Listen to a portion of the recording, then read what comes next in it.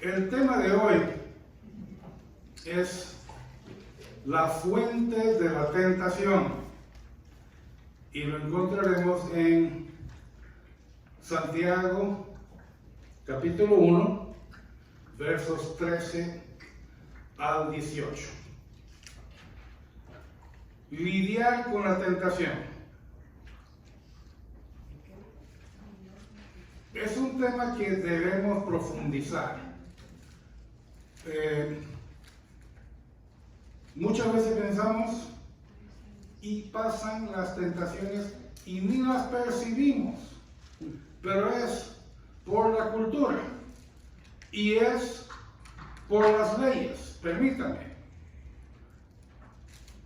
O sea, veamos, ¿es legal el aborto? Sí. ¿Es moral? No. ¿Y ofende al Señor? Sí. Entonces muchas veces mucha gente, como es legal, entonces lo deja ir. Vamos a otro más pequeñito. El chisme. ¿Alguien lo va a meter en la cárcel o lo llevar a juicio por chismear? No. ¿Pero le ofende al Señor el chisme? Sí. El orgullo, lo mismo. Entonces pensemos en ese plan de que no es nomás la promiscuidad sexual o la borrachera o las drogas o robar o matar. Ya, en eso pensamos muchas veces. Pero todas estas son tentaciones que se nos vienen a diario. Vamos a ver. Todos lidiamos con la tentación, es parte de la vida. Y debemos aceptarla y aprender a lidiar con ella. Ignorarla, como les dije hace 10 segundos, puede ser muy costoso y dañino. Entonces pensemos en cuándo fue la última vez que me sentí tentado a usted llena el blanco. Piénselo. Jesús enfrentó la tentación y nos dejó un modelo a seguir. ¿Ya? Vamos a ver cuál es la fuente de la tentación y el origen. Vamos a considerar solamente la tentación de gratificarnos a nosotros mismos. Pensemos solamente en eso. Hay otras tentaciones, pero vamos a pensar en la tentación de gratificarnos. ¿Ya? Y cómo la provisión del Señor siempre es mejor que cualquier cosa que pensemos nosotros en gratificarnos. El Señor dará algo más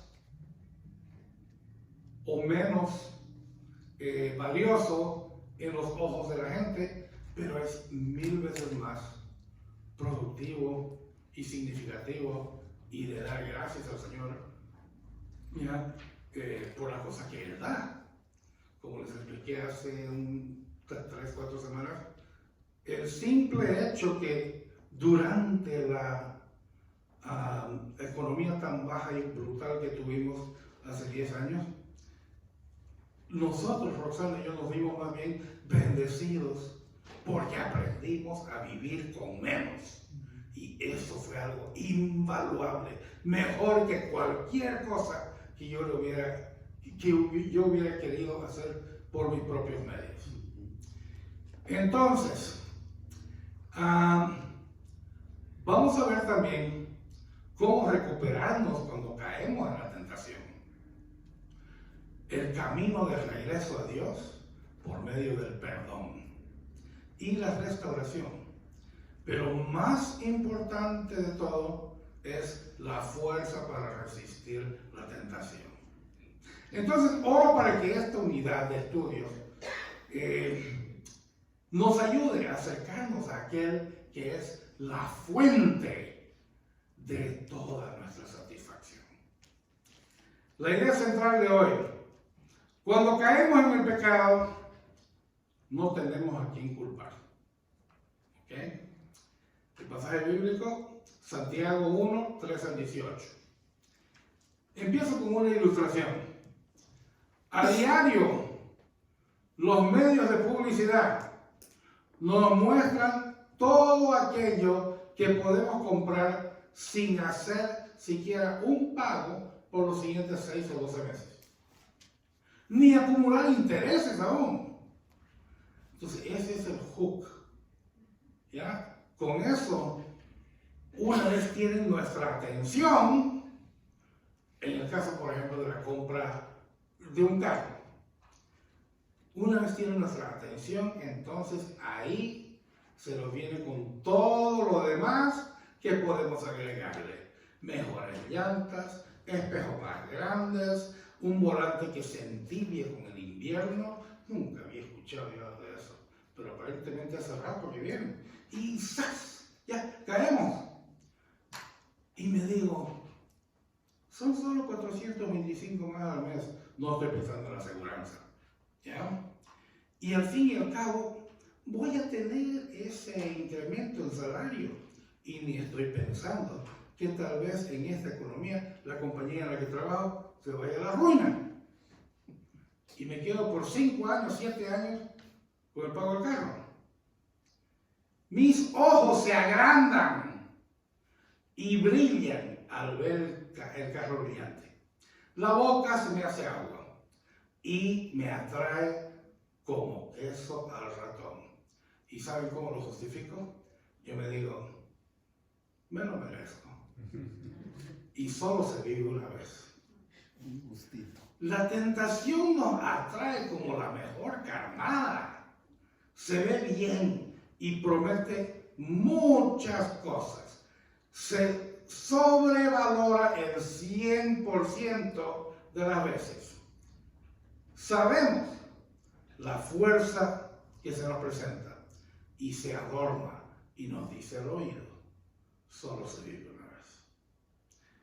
La tentación se disfraza con medias mentiras y si lidiamos con ella, tenemos la tendencia de echarle la culpa a los demás al caer en su trampa. En otras palabras, tratamos de justificar nuestra conducta. Veamos. Adán culpó a Dios cuando le dijo, la mujer que me diste por compañera me dio del árbol y comí. ¿Ya? Le echó la culpa. Entonces, desde el Génesis venimos, ¿será que Dios es el responsable de nuestras tentaciones? Vamos a ver. La carta de Santiago se escribió para unos creyentes que se sentían presionados. En medio de desafíos y tribulaciones, Santiago les pide a aquellos que sufren que sean pacientes y no se den por vencidos, sabiendo que la paciencia como virtud produce perseverancia. Les recuerda que no deben echarle la culpa a Dios cuando el mal los atrae y que Dios es la fuente de toda buena dádiva. Dios desea que triunfemos sobre nuestras pruebas y vivamos siendo obedientes a sus mandamientos. Entonces, ¿por qué soy tentado? Yo le pregunto. Leamos en Santiago, capítulo 1, verso 13 solamente, leámoslo. Y lee. Cuando alguno es tentado, no diga que es tentado de parte de Dios, porque Dios no puede ser tentado por el mal, ni Él tienta a nadie. Así es. ¿Ok? Entonces íbamos mal. Santiago es una carta llena de sabiduría práctica para la vida. Y el autor es Santiago, el medio hermano de Jesús, hijo de José y María. Él no fue creyente durante el ministerio público del Señor Jesucristo. Y eso lo vemos en Juan 7, versos 2 al 10. No fue hasta la resurrección de Jesús que Santiago se convirtió al Evangelio, llegando a ser la autoridad principal de la iglesia en Jerusalén.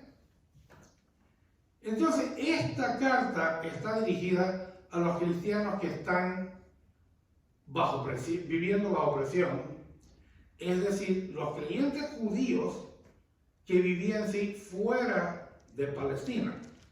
O sea, estos vivían en Asia Menor, ya, o tal vez incluso en Egipto o en los países árabes, ya, pero vivían fuera de Israel, de Palestina.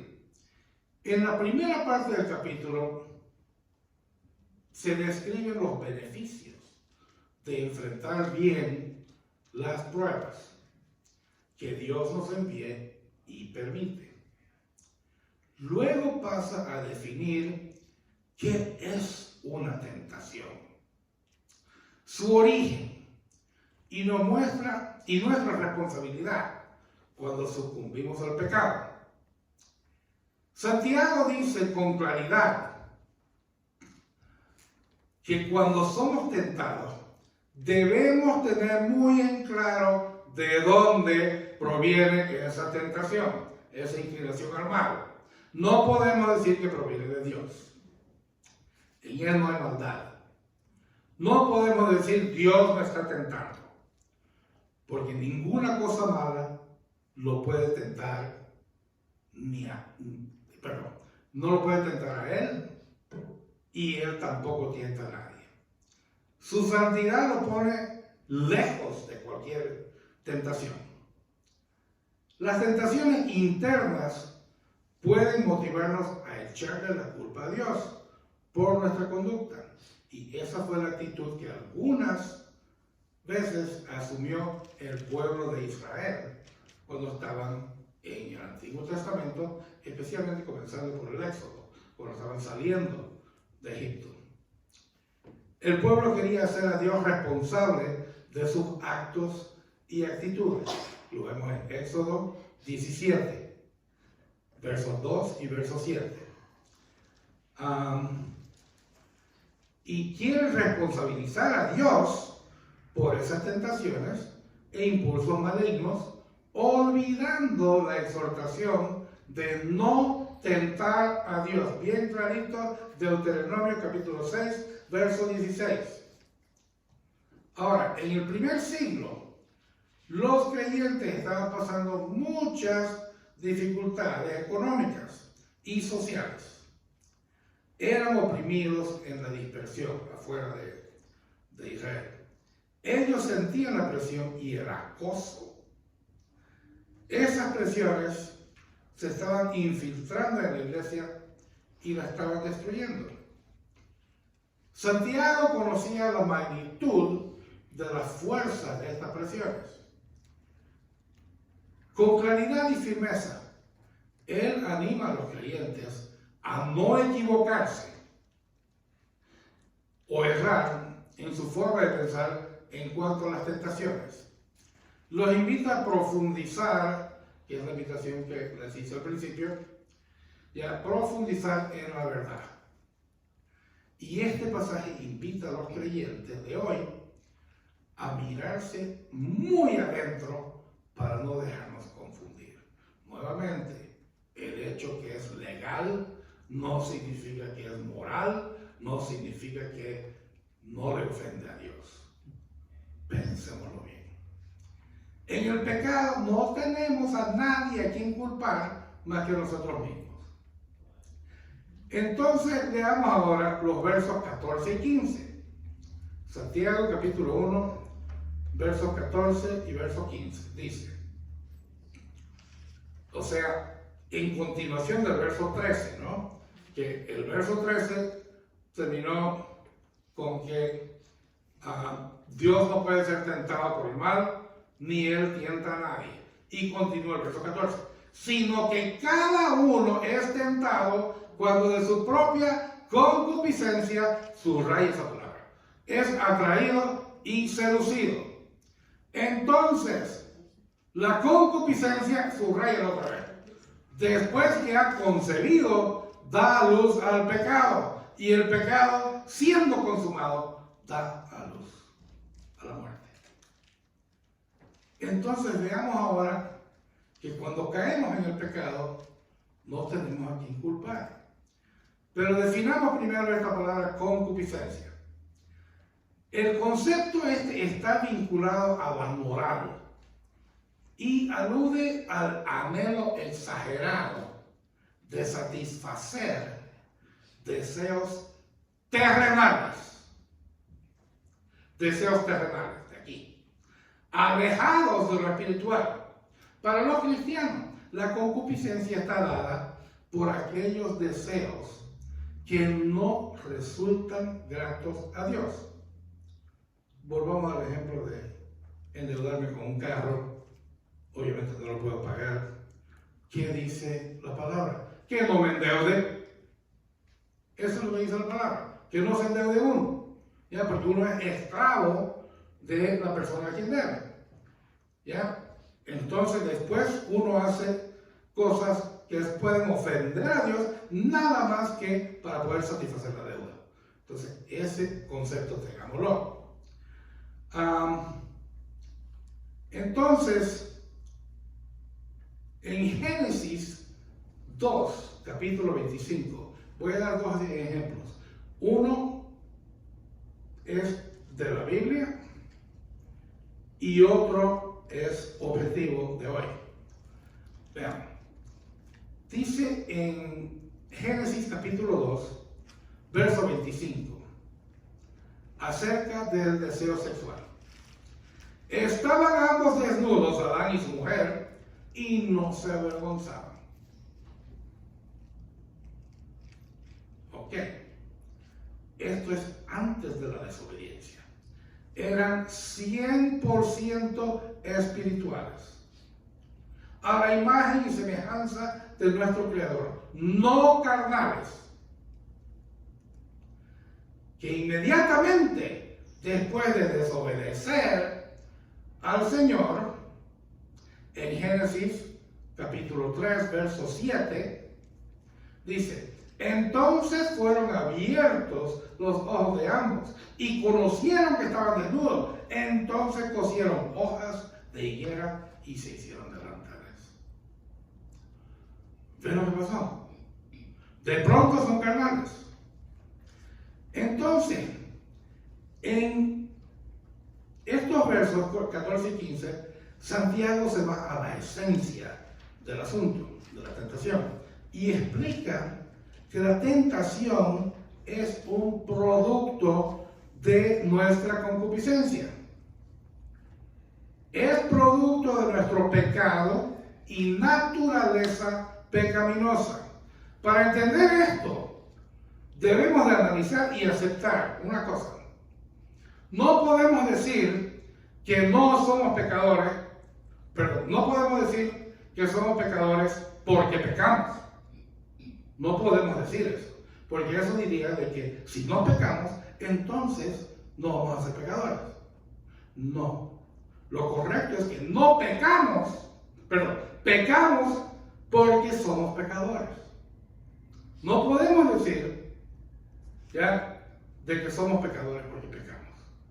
Pecamos porque somos pecadores. Está en nuestra naturaleza. Más o menos así se lo voy a explicar. Teníamos en casa un perro que nos duró 15 años y era un chihuahua. Ok, ¿qué hace el chihuahua?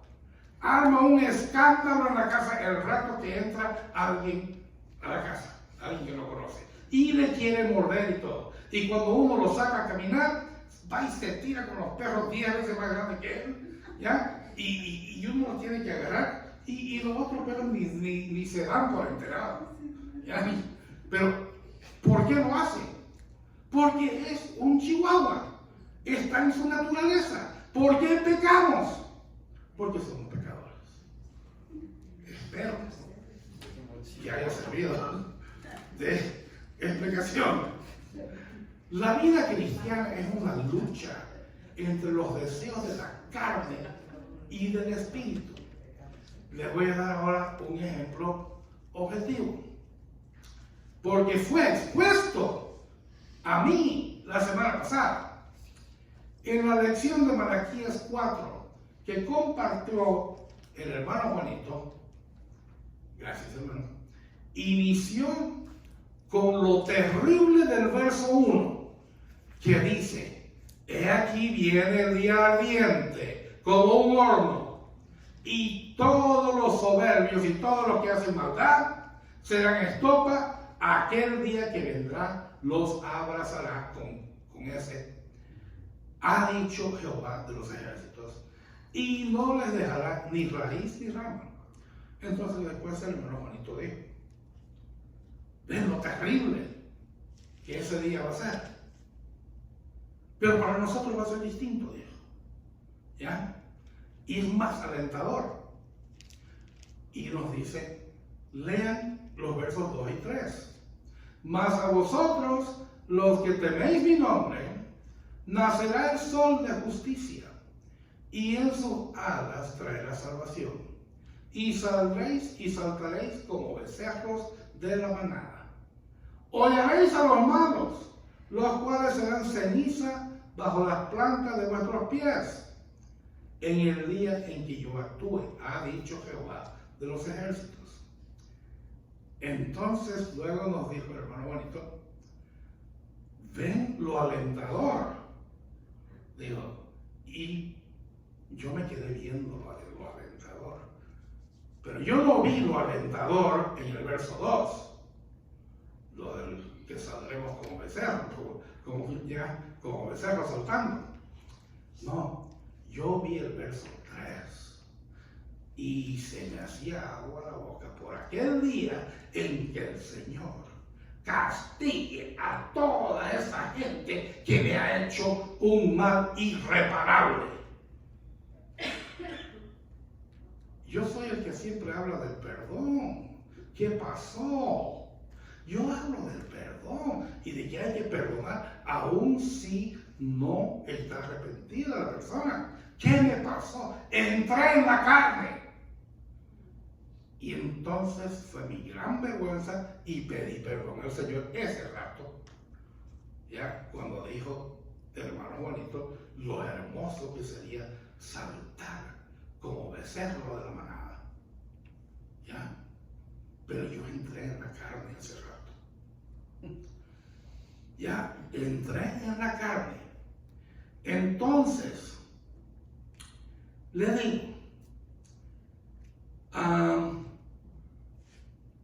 el no perdonar, el estar resentido, el calumniar, el chisme, el contestar aún más feo cuando alguien le habla recio, el amor al dinero al punto de alejarnos del Señor, el materialismo, el codiciar algo y peor aún, el codiciar algo cuando no lo necesitamos, que es la mayoría de las veces. ¿Ya? Todo esto, el orgullo, creerse más que algún otro, el hambre de prestigio, todo esto es estar en la carne. No que porque nadie lo va a mandar a la cárcel por esto, le va a caer bonito al Señor. No, todo eso ofende al Señor. Entonces seamos conscientes de nuestras fallas. Y pronto acudamos al Señor a confesarlas y pedir perdón. Entonces esto que sirve de ejemplo de la concupiscencia y la carnalidad de nuestros espíritus.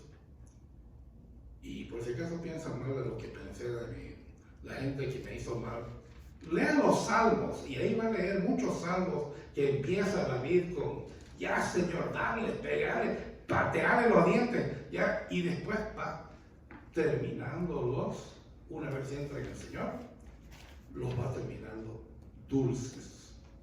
Entonces, esa es la naturaleza que tenemos.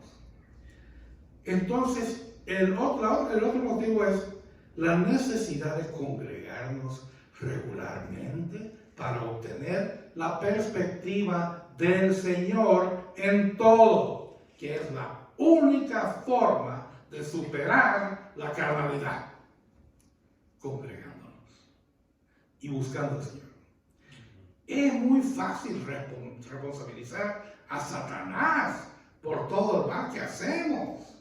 ¿Ya? Eso está fácil. Miremos bien la fuente. Identificarla nos hará bien para lidiar con ella. Esa verdad nos hará libres.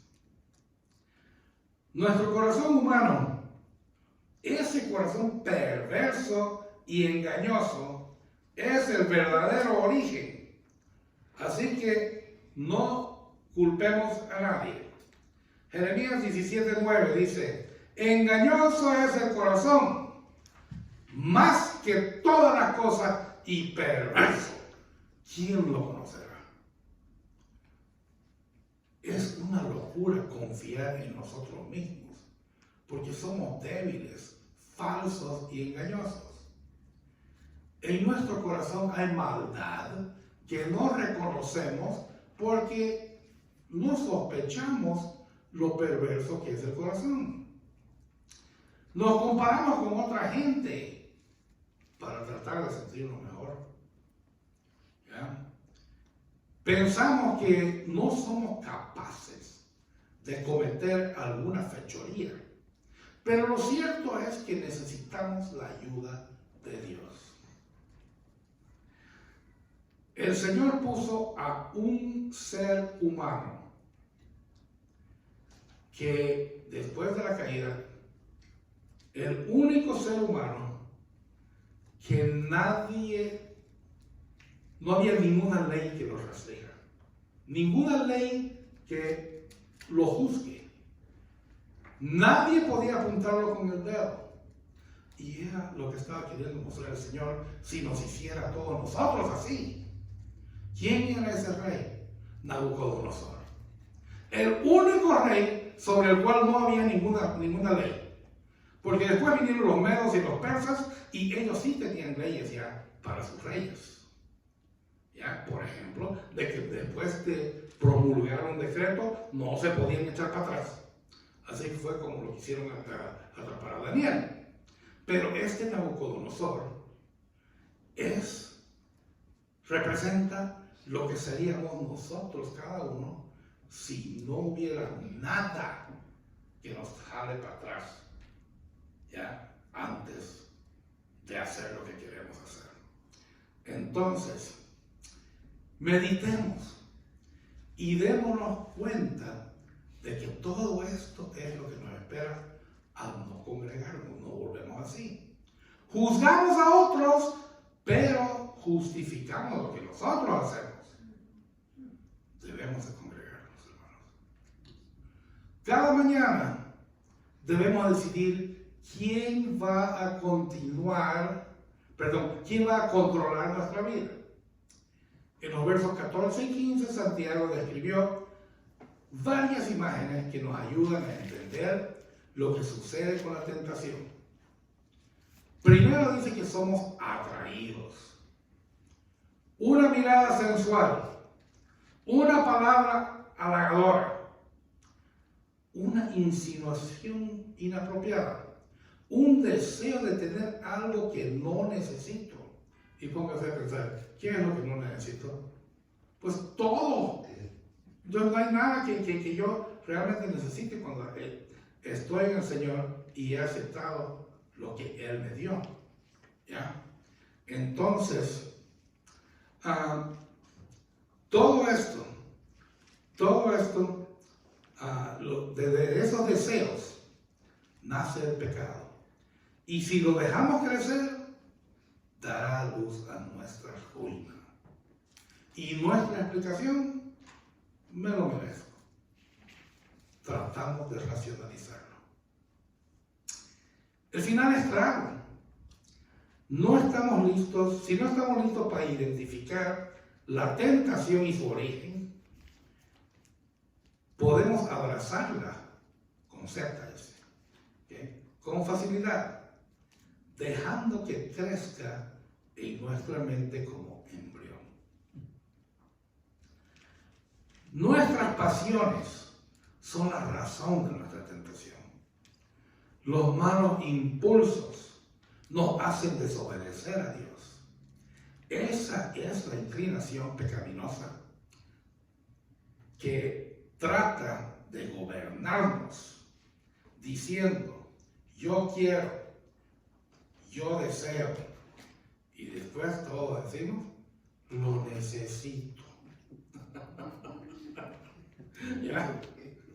Santiago utiliza un lenguaje figurado para ayudarnos a entender las implicaciones desastrosas de caer en un pecado una y otra vez, o vivir continuamente en el pecado. Eso nos muestra cómo el pecado consume. La pregunta, entonces, ¿qué hago? Los versos 16, 17 y 18 nos muestran cómo entender la forma en que somos tentados y cuál debe ser nuestra actitud al enfrentar las tentaciones. Entonces tenemos que identificar esa tentación primero, y una vez la identificamos, vamos a controlarla. Amados hermanos míos, verso 16, no erréis. Toda buena dádiva y todo don perfecto desciende de lo alto del Padre de las luces, en el cual no hay mudanza ni sombra de variación. Es el mismo ayer, hoy y siempre. Verso 18.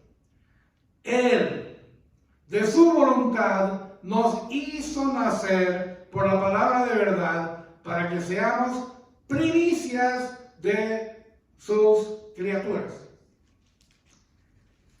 Entonces, este pasaje ahorita comienza con una exhortación fraternal. Hermanos, dice, no erréis. En otras palabras, no se confunda, no se deje engañar. Él aclara muy bien lo que afirmó antes sobre el origen de nuestras tentaciones. Les recuerda a estos creyentes que toda buena dádiva, ya todo lo bueno que tenemos, ya proviene de Dios.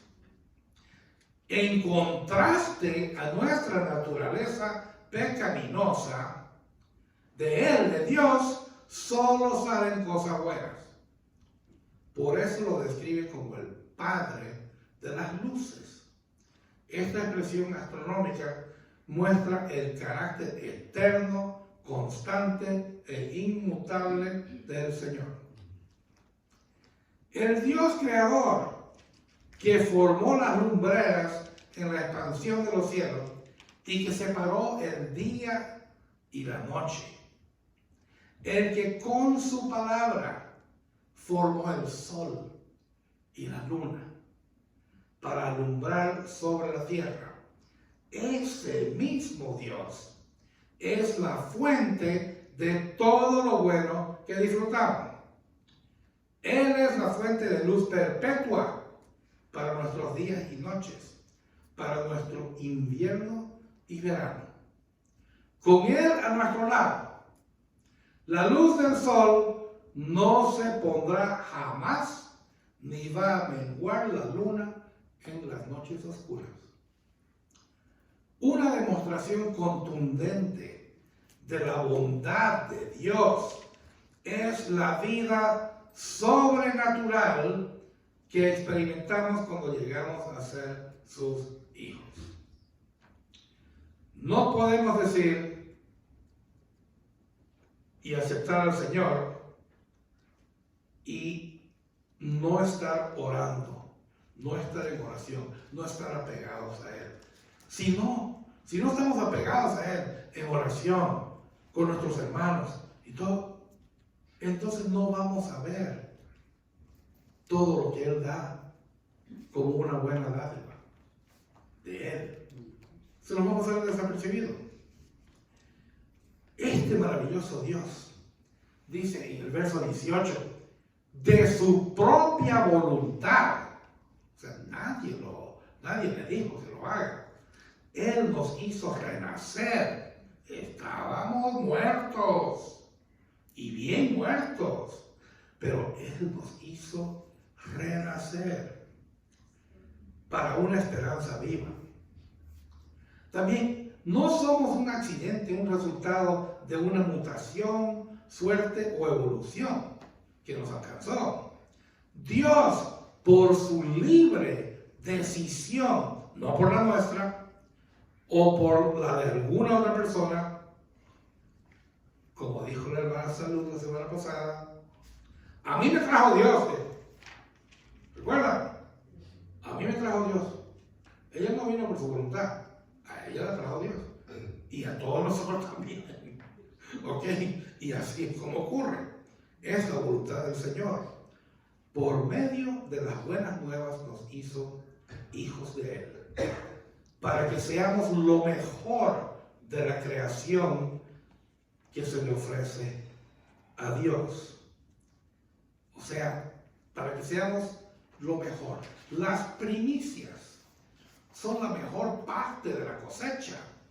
El primer fruto, una parte selecta de la cosecha que se le dedicaba a Dios. Y eso en toda la creación somos nosotros para el Señor. Jeremías 2:3 se refiere a Israel como las primicias de Dios. Ahora la nueva Israel se considera la primicia de Dios. En otras palabras, Dios estaba haciendo al hombre redimido las primicias de sus criaturas. Es un inmenso privilegio.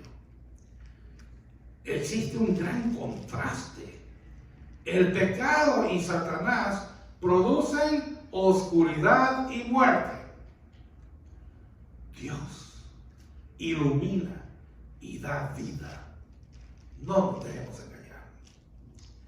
Dios no cambia y sus propósitos son eternos.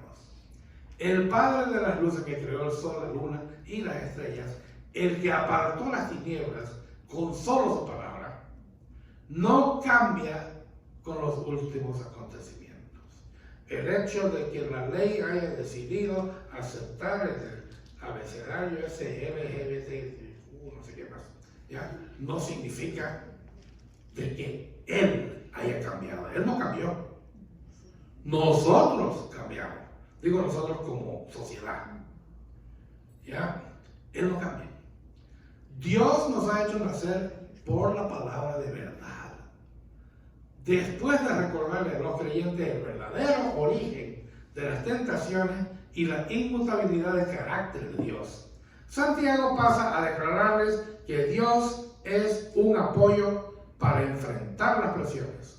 Les recuerda que en su infinita gracia y misericordia, Dios nos hizo renacer por la palabra de verdad. ¿Cómo puedo evitar que la tentación me domine? ¿Qué? Hay receta para eso también. Estos versículos nos dan luz en cuanto a la actitud que debemos tener. Evalúe cómo está enfrentando las tentaciones en su vida. ¿Hay algún aspecto de su vida al que la tentación le está seduciendo? Aprendimos hoy quién es responsable. Recuerde lo que significa haber nacido nuevamente por la palabra de verdad. Medite qué barandas de protección puede ponerse alrededor para evitar caer. ¿Ya? No estamos indefensos ante las presiones de la vida. Conclusión. Decida buscar la ayuda de Dios al recordar quién es nuestro Padre y cómo Él nos ha hecho renacer para una esperanza viva. Corra hacia el Padre de las luces y no se quede en la oscuridad del pecado. Ore pidiéndole al Señor que al sentir la presión de la tentación, Él nos ayude a reconocer que es producto de nuestra propia concupiscencia y que no debemos caer.